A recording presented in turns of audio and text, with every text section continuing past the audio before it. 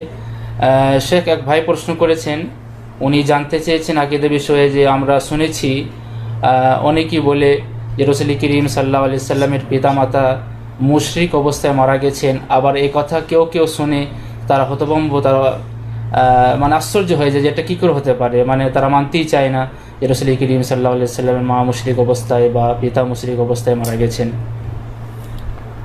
আলহামদুলিল্লাহ রাব্বিল আলামিন ওয়াসসালাতু ওয়াসসালামু আলা রাসূলিল কারীম ওয়া আলা আলিহি ওয়া সাহবিহি আজমাইন।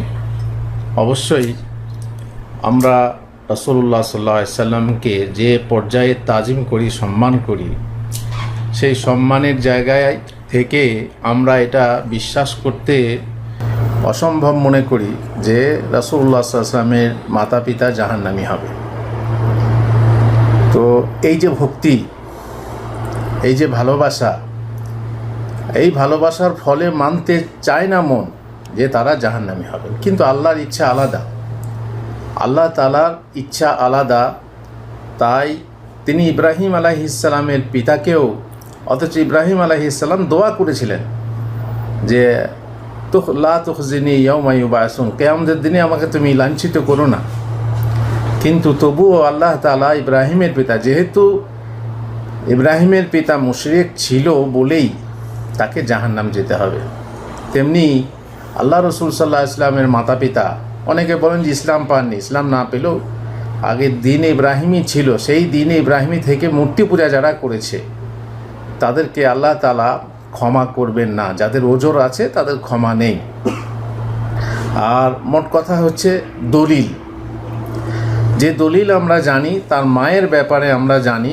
রাসূলুল্লাহ সাল্লাল্লাহু আলাইহি ওয়াসাল্লাম মক্কা থেকে আবওয়া নামক জায়গাতে, যেখানে তার কবর আছে, মায়ের কবর আছে, সেখানে গিয়ে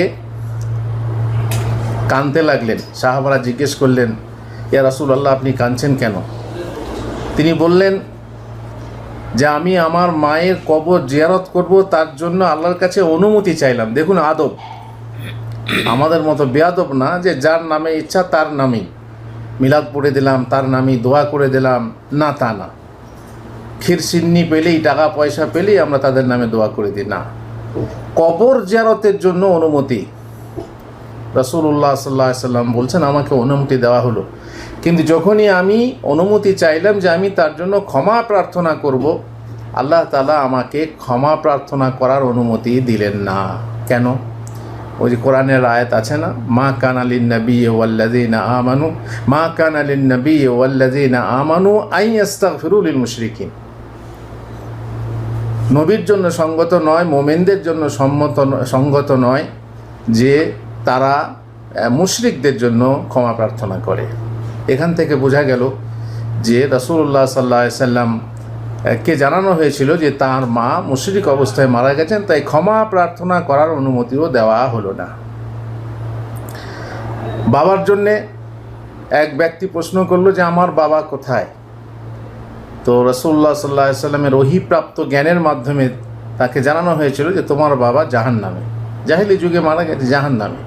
তো লোকটার মন খারাপ হলো, তাকে ডেকে বললেন, শোনো, ইন্না আবি ওয়া আবাকা ফিন্নার, আমার বাবা এবং তোমার বাবা জাহান্নামে, আমার বাবাও জাহান্নামে। এই মুসলিম শরীফের হাদিস।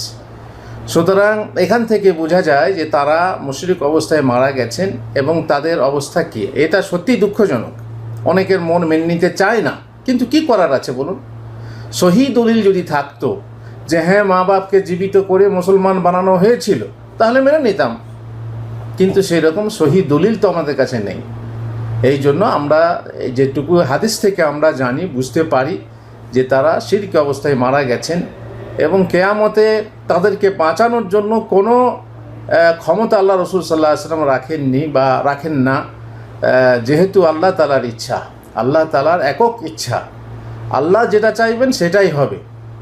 ইন্নাকা লা তাহদি মান আহবাবতা ওয়ালাকিন্নাল্লাহা ইয়াহদি মান ইয়াশা। ইয়া রাসূল, হে রসুল, আপনি যাকে ইচ্ছা তাকে হিদায়াত করতে পারেন। চাচার জন্য কত চেষ্টা করলেন, পারলেন না।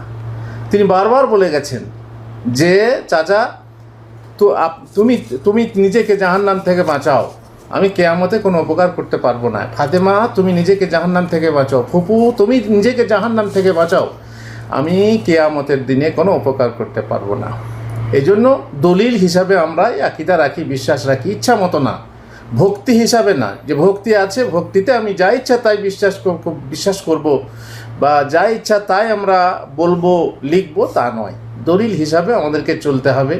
আল্লাহ তাআলা আমাদেরকে সঠিক বুঝ দেন। জাযাকাল্লাহু খাইর, বারাকাল্লাহু ফিক।